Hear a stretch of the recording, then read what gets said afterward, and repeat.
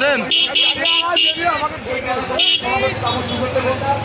সহসভাপতি বাবু দেবাশিস রায় এবং সহসভাপতি বাবু এবং তার সঙ্গে আরো সদস্যবৃন্দ এখানে রয়েছেন।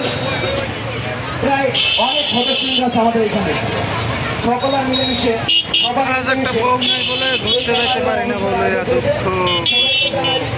আন্তরিক শুভেচ্ছা এবং অভিনন্দন।